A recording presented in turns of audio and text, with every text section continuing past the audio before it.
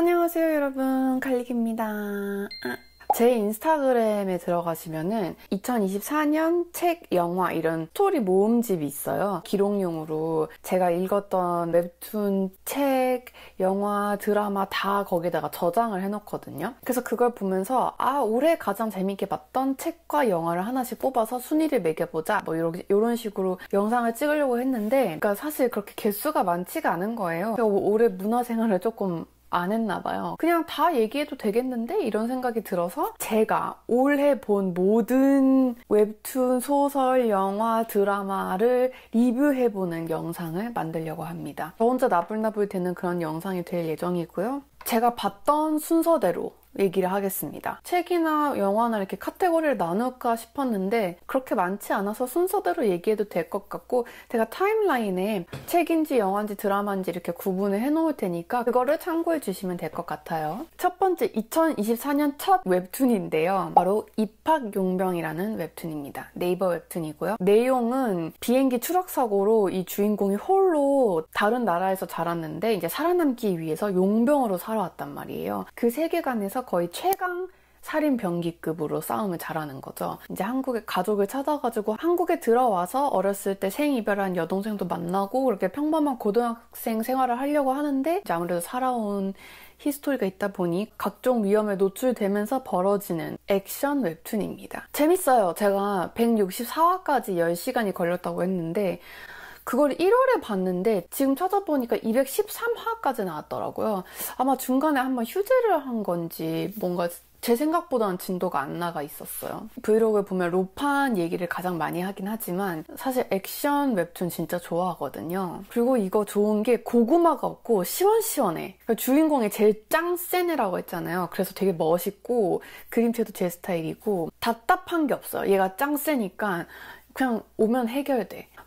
이 1년 사이에 전개가 어떻게 흘러갔는지는 모르겠지만 제가 본 데까지는 진짜 재밌었어요.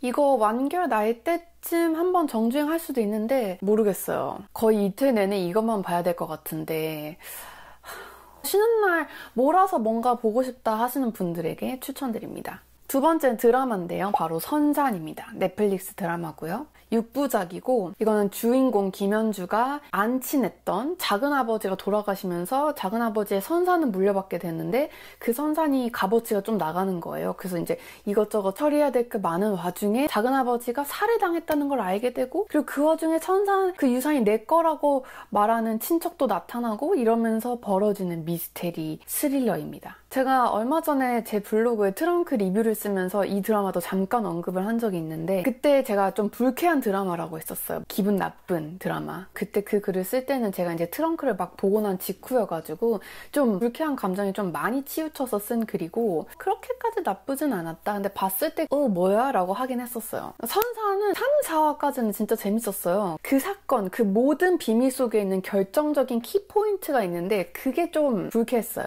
그게 밝혀지는 과정에서 대박 뭘까? 사실 이게 아니면 말이 안 되는데 요거라면 또 선을 너무 넘었다라는 생각을 했었거든요. 너무 두루뭉실하죠? 근데 비유를 하려고 생각을 해봤는데 마땅한 비유가 없었어. 하여튼 그렇고요. 트렁크보다는 재밌었어요. 일단 3, 4화까지는 진짜 재밌게 봤어요. 그리고 세 번째는 오늘부터 실령님이라는 만화책인데요. 일본의 순정 만화입니다. 정말 재밌게 봤어요. 이거는 집을 잃은 한 여자애가 어떤 버려진 신사의 주인이 되면서 그 신사를 섬기는 여우, 요괴와 많은 일들을 겪으면서 로맨스가 이렇게 싹 트는 그런 얘기입니다. 그림체가 제 스타일이고 여우, 토모에가 잘생겼습니다. 이거는 제가 이북으로도 전권을 소장하고 있고 실물책으로도 전권을 소장하고 있다는 것으로 이 만화에 대한 저의 진심이 보일 거라고 생각합니다. 정말 좋아하는 만화책 중에 하나가 후르츠 바스켓이거든요. 1, 2년에 한 번쯤은 정주행하고 싶은 만화랄까? 지금까지 6번은 넘게 봤을 거예요. 어렸을 때부터. 사실 지금 보면은 좀 지나치게 몽글거리는 느낌이 있긴 하지만 적당히 유머도 있고 감동도 있고 순정도 있고 좋습니다. 오늘부터 실령님도 약간 그런 느낌? 제가 유일하게 소장한 만화책들이죠. 그래도 저는 후르츠 바스켓이 조금 더 재밌다만 이 만화도 되게 재밌게 봤어요. 너무 길지 않고 딱 깔끔하게 끝나는 아주 좋은 작품입니다.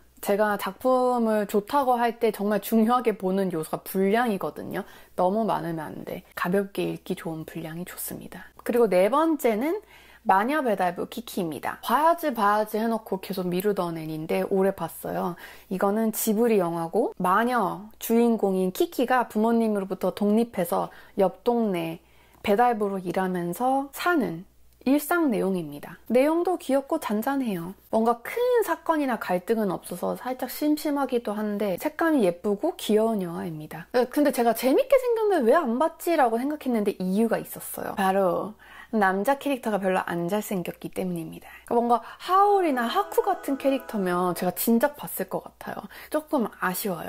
키키가 더 아까워. 그리고 5번째는 바로 내 남편과 결혼해줘입니다. 올해 초에 인기몰이를 했던 드라마죠. 도파민 터지는 막장 드라마인데 좀 시원시원한 맛이 있어서 재밌게 봤어요. 이거는 남편과 베프에게 이제 크게 당하고 살던 여자 주인공 박민영이 회귀하면서 이들에게 복수하고 잘 살고 거기서 또 로맨스가 싹 트는 그런 드라마입니다. 주인공 4인방 배우들이 다 연기도 잘하고 멋있었어요. 남자 주인공이 그 4명 중에서 가장 임팩트가 약하다고 생각했어요. 뭔가 이렇게 팍 하는 박력이 부족하달까? 시청자 입장으로 좀 몰입이 방해됐던 요소가 하나 있는데 바로 그것은 남자 주인공의 턱살이었습니다. 다른 배우들은 진짜 관리가 엄청 잘 됐었어요. 특히 그 극 중에 박민영 캐릭터가 원래 암 환자였다가 건강해지는 모습까지 나온단 말이에요. 그래서 처음에 암 환자였을 때는 진짜 말랐다가 건강해지면서 진짜 조금 살이 차오르면서 딱 그 캐릭터에 딱 맞는 그런 외적인 부분으로도 엄청나게 노력한 게 보였단 말이에요. 근데 남자 주인공은 누워있거나 혹은 이렇게 키가 크니까 이렇게 내려다볼 때 자꾸 턱살이 자꾸 너무 보이는 거예요. 나만 그렇게 생각했나 하고 주변에 물어봤는데 그 당시에 그 드라마를 본 사람들이 다 턱살 얘기에 공감을 하더라고요. 2% 아쉬웠던 부분. 그리고 6번째는 바로 밤에 피는 꽃인데요. 2024년에 가장 좋았던 작품입니다. 드라마. 이거는 이제 15년차 과부 여주인공 이한이가 낮에는 과부로서 이제 서방님의 납골당?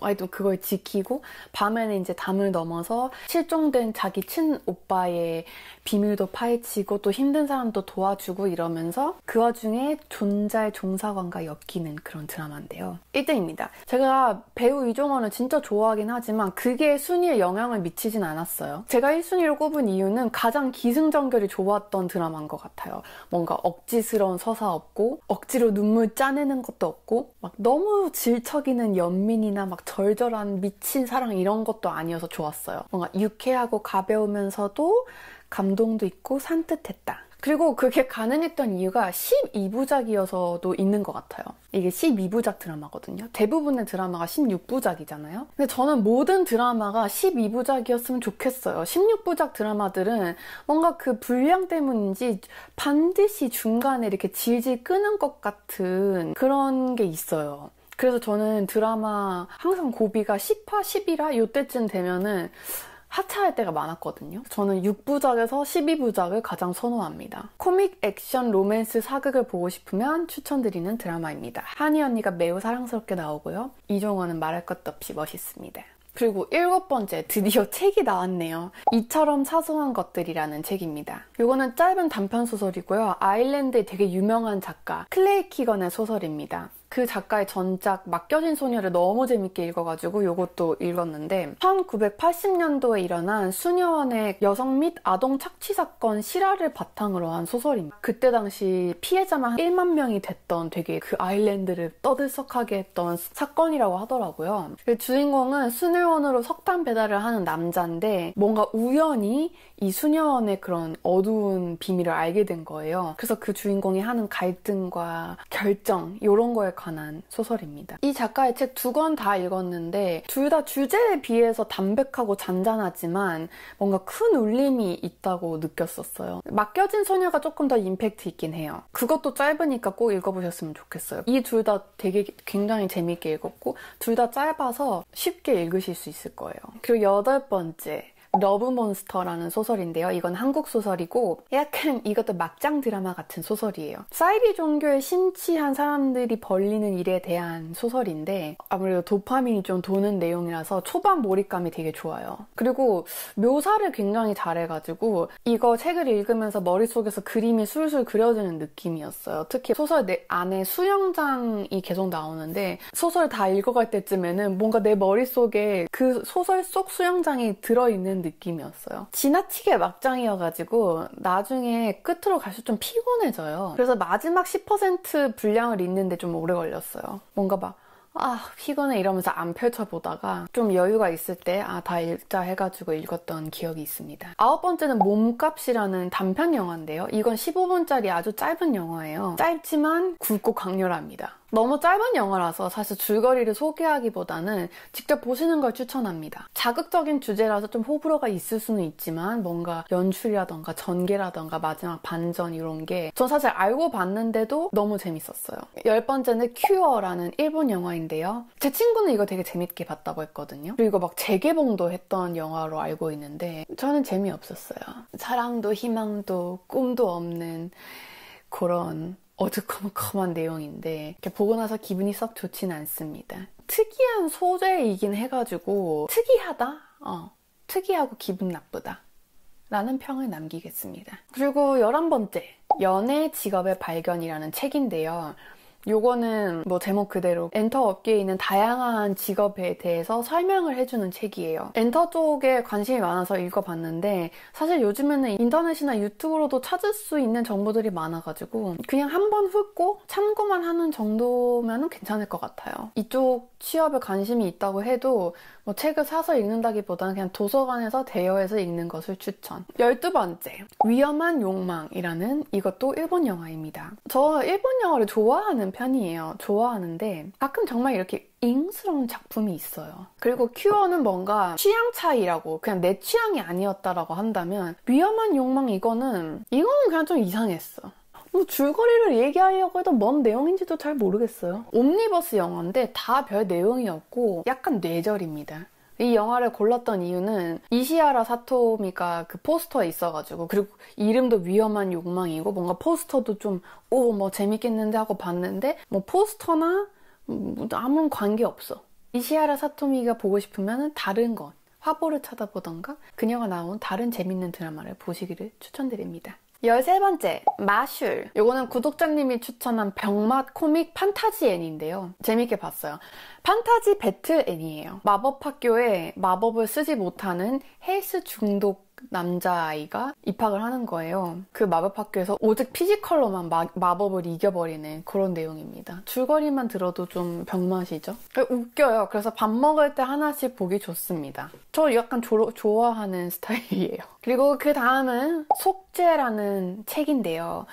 이 속죄 어톤먼트, 영재가 어톤먼트거든요. 그리고 이 책을 바탕으로 한 영화 제목이 어톤먼트예요. 원래 영화가 제 인생 영화거든요. 제 인생 탑5 안에 드는 영화입니다. 조 라이트 감독 작품들 다 좋아해서 다 봤는데 그중에서도 어톤먼트가 으뜸이다. 그리고 보통은 영화랑 책이 있으면은 책이 훨씬 재밌다고 느끼는데 이거는 둘 다 너무 훌륭해요. 왜냐면 영화의 영상미가 진짜 압도적으로 너무 좋고 그리고 사실 영화를 먼저 봐서 그 반전을 알아버려서 그런지 처음에 영화를 봤을 때는 제가 마지막 장면을 보고 진짜 너무 이랬거든요. 근데 이제 그 충격이 책을 읽을 때는 없었으니까 그런 점은 좀 덜했죠. 그리고 책이 조금 어렵다고 느껴서 속도 내는데 시간이 좀 걸렸어요. 그 영화에서 그 소설 속의 묘사를 정말 디테일하게 잘 잡았다고 생각을 했거든요. 읽으면서 진짜 감탄했어. 진짜 책을 그대로 옮겨놓은 것 같다라고 생각을 했었어요. 근데 그만큼 묘사도 엄청나게 디테일했고 다만 영화에서는 비교적 좀 짧게 지나갔던 부분이 책에서는 굉장히 길게 담겼거든요. 물론 그만큼 중요한 사건이어서 그렇지만 이제 영화는 그 사건 이후로의 초점을 많이 맞췄다면 영화는 그 사건을 너무나 길게 담아가지고 그 부분이 조금 지루했다. 그래서 속도가 더 안 났던 것 같아요. 이렇게 얘기했지만 책은 정말 명작이다. 꼭 읽어보시기 바랍니다. 좀 이건 두꺼워요. 이 작가의 책 다른 책도 읽어봤는데 그 책도 조금 진도 빼는데 좀 시간이 걸렸어요. 그 좀 작가 스타일이 굉장히 세밀하고 디테일하고 막 묘사가 막 엄청 자세해요. 그래서 그런 듯. 15번째! 바로 선재였고 디어입니다. 올해 4월은 정말 선재 때문에 행복했다고 할 수 있죠. 이거 봤던 사람들은 정말 다 변우석한테 빠졌었어. 많은 분들이 서사가 진짜 미쳤다고 했는데 저도 그렇게 생각합니다. 다만 이것도 16화였고 가면 갈수록 답답하고 좀 질질 끈다는 느낌이 살짝 있었어요. 그리고 그 마지막에 클라이맥스라고 해야 되나? 하이라이트? 그 부분이 막 엄청 마음에 안 드는 건 아닌데 그렇다고 또 최선도 아니었던 것 같고 뭔가 약간 아쉽다. 하지만 죽어가던 내 연애세포를 아주 살려준 아주 설레이는 드라마입니다. 재밌었어요. 16번째, 킬러들의 쇼핑몰. 요거는 디즈니 드라마고요. 킬러 삼촌을 둔 주인공이 이 삼촌 이동욱이 갑자기 사라지면서 온갖 킬러들의 표적이 되는, 그래서 그들과 싸우면서 이제 살아남는 그런 액션 드라마인데요. 액션이 좋기는 했는데 스토리가 조금 허술하다고 느껴서 기대했던 것만큼 재미지는 않았어요. 이제 극 중에 이동욱이 엄청난 킬러로 나와요. 그러니까 엄청난 킬러라는 설정인데 그에 비해서 약간 무능하다. 계속 뭔가 좀 호구 같고 좀 무능하다. 특히 양아치 일진 고딩한테 붙잡힌 주인공을 이 이동욱이 구해주는 장면이 있어요. 근데 여기서 고딩이랑 싸우다가 칼에 손이 베어요. 좀 어이없었어요. 제가는 킬러인데 고딩이랑 싸우다가 다쳐요? 네? 약간 그런 허술한 점들? 그게 좀 마음에 안 들어. 저는 이동욱 배우를 좋아해가지고 그런 건지 모르겠는데 아깝다라는 느낌이 들었습니다. 그리고 이건 지금 생각난 건데 그 이동욱의 액션 연기도 막 보통 액션 드라마들을 보면은 배우가 진짜 막 날렵하고 막 표정도 이렇게 이글이글 살아있고 그렇잖아요. 근데 좀 힘들어 보여요. 액션 할 때. 표정이. 그래서 약간 그 부분도 카리스마가 조금 감소했다. 디스한 것 치고 놀랍게도 시즌2가 나오면 볼 예정입니다. 왜냐면 이동욱의 분량이 더 많아질 것 같아서. 17번째 다음 영화는 Night and Day라는 영화입니다. 이거는 인스타에 클립이 떠가지고 궁금해서 찾아본 영화인데 그냥 굉장히 티피컬한 톰 크루즈 주연의 액션 영화입니다. 킬링타임용으로 좋아요. 여기에는 크게 코멘트가 없어요. 크게 뭐가 이상하다라는 것도 없었지만 엄청 임팩트 있었던 것도 아니고 그냥 재밌다? 그리고 18번째, 구의 증명이라는 책입니다. 제가 2024년에 가장 재밌게 읽은 책인 것 같아요. 이 소설에 식인이라는 주제가 나와가지고 처음에 너무 괴상하다고 생각했는데 하지만 그거는 이 이야기의 후킹 요소일 뿐인 것 같고 소설 내용 자체가 너무 재밌어요. 좀 슬퍼요. 그러니까 굉장히 어렸을 때부터 불운했던 두 남녀의 사랑 이야기인데 너무 안타깝고 짠해. 가장 짠한 소설. 그리고 이것도 짧아가지고 후루룩 읽기 좋습니다. 되게 몰입감이 미쳤어요. 19번째, 탈주. 이재훈, 구교환이 주연인 이재훈이 탈북하는 영화입니다. 연출이나 몰입도가 굉장히 좋았어요. 저는 구교환 배우를 이 영화로 처음 봤는데 이거 보고 덕질 시작했잖아요.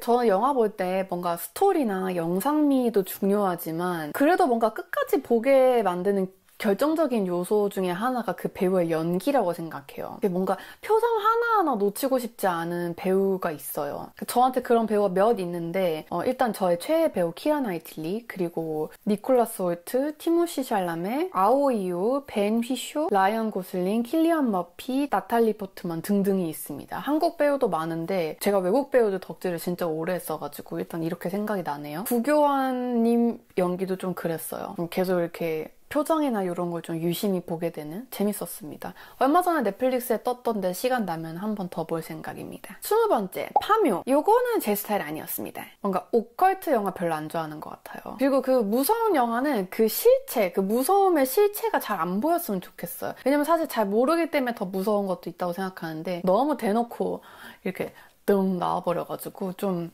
2부부터 재미가 없었습니다. 너무 많이 얘기하면 스포가 될 것 같아서 말을 할 수가 없는데 다른 것과 별개로 남자 무당 이도현 멋있었다. 그리고 21번째, 괴수 8호 액션 애니입니다. 평범한 아저씨가 어떠한 계기로 괴수가 몸에 들어가가지고 지구를 침략하러 온 괴수와 맞서 싸우는 그런 내용인데요. 이거는 진짜 일단 액션이 너무 멋있었어요. 제가 봤던 애니 중에 액션이 손에 꼽을 정도로 진짜 공을 되게 많이 들였구나 하는 게 티가 나는 액션이었습니다. 그리고 이것도 마찬가지로 이 주인공 괴수가 엄청나게 세가지고 속이 뻥 뚫리는 느낌이 있어요. 어디 가서 꿀리지 않아. 그 괴수가 싸울 때 정말 짜릿하고 시원시원하고 통쾌한 맛이 있습니다. 한 가지 아쉬운 것은 이제 이건 개인적인 감상인데 그림체가 내 스타일이 아니다. 그리고 왜 주인공이 아저씨일까 하는 아쉬움이 들었습니다. 왜 미소년이 아닌가? 애니에서조차 자꾸 잘생긴 걸 찾아서 조금 민망하고 미안하지만 어쩔 수 없습니다. 이게 나인걸.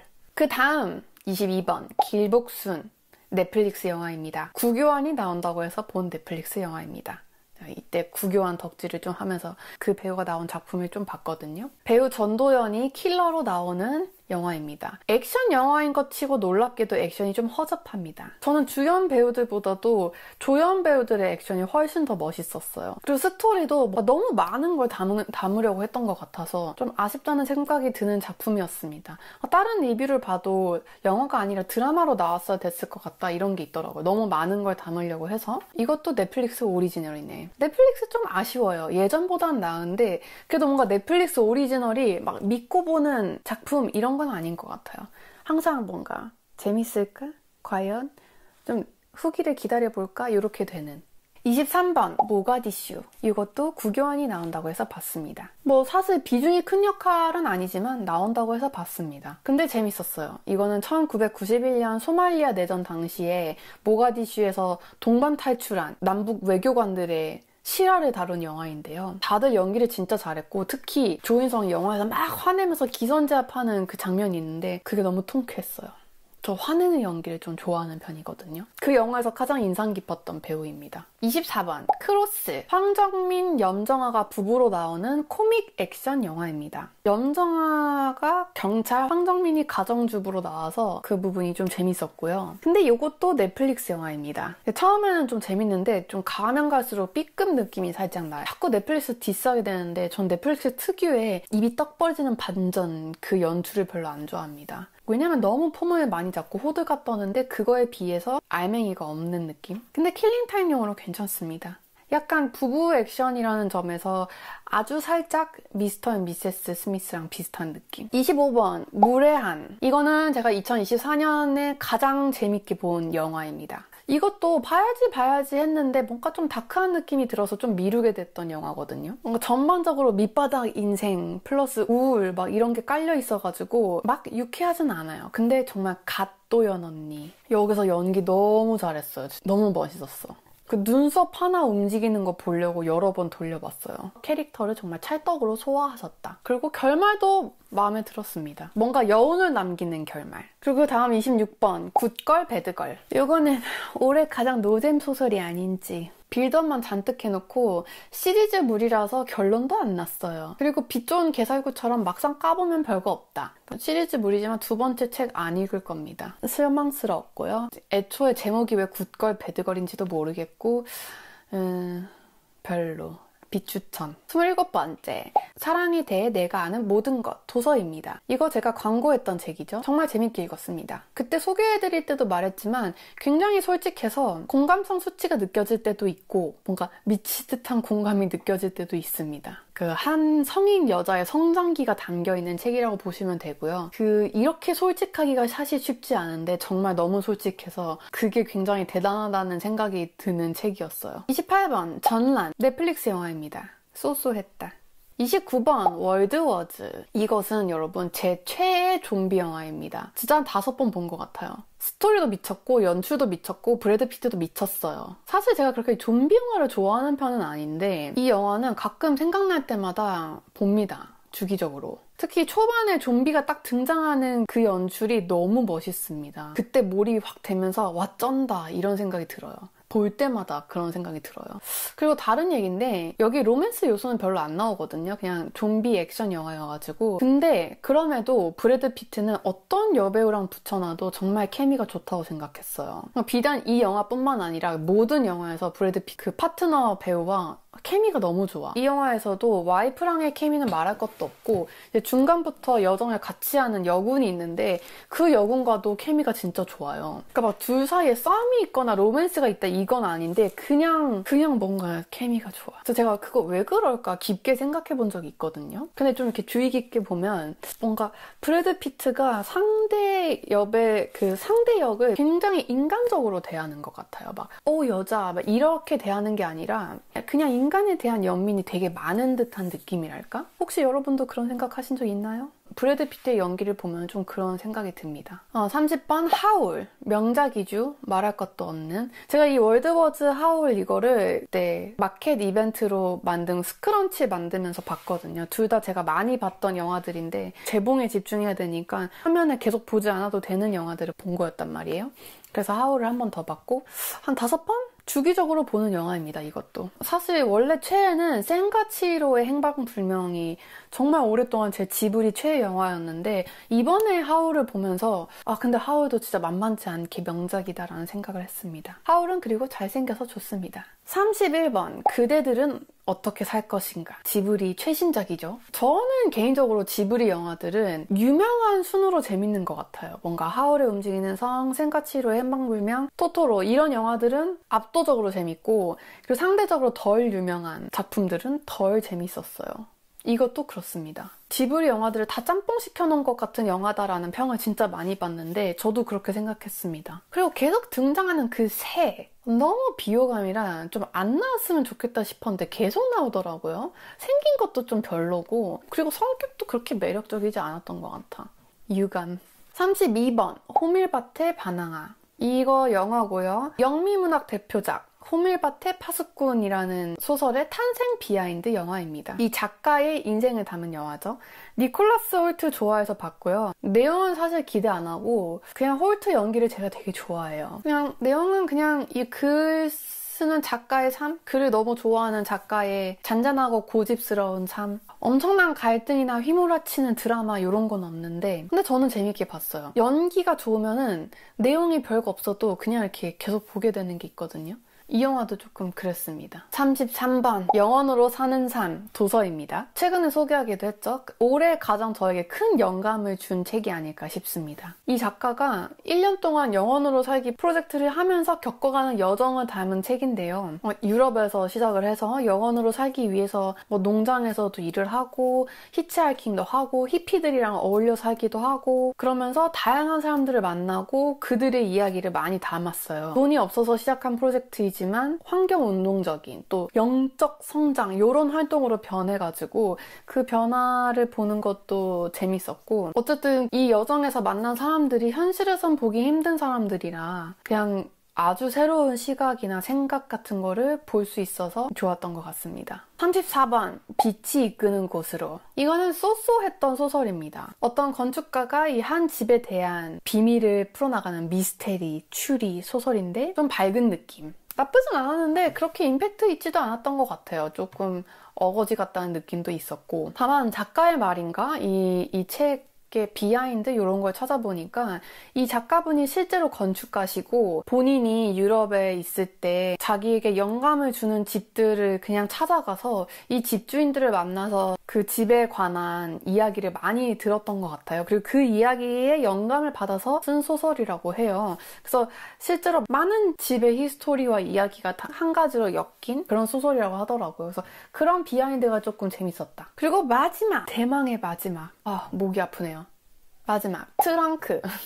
마지막인데 유감스럽게도 올해 최악의 드라마였습니다. 넷플릭스 드라마고요. 역시나. 이거는 계약 결혼이라는 주제로 서현진과 공유가 계약 결혼을 하면서 벌어지는 얘기입니다. 그 속에 너무 많은 게 들어있어. 그 속에 트라우마, 과거, 음모, 살인, 로맨스, 현관, 미스테리 다 있어요. 너무 많아요. 이 드라마에 대해서는 제가 너무 신랄한 글도 쓰고 영상에서도 언급을 한 적이 있기 때문에 말을 아끼겠습니다. 그 블로그 글을 쓸 때나 그거 본 직후에 브이로그 찍을 때는 너무 본 직후여서 그 짜증나는 감정에 휩쓸려서 더 안 좋게 얘기한 것도 있고요. 뭐 사실 그 정도는 아니고 뭐 재밌게 본 사람도 있고, 그렇지만 저는 실망스러웠다.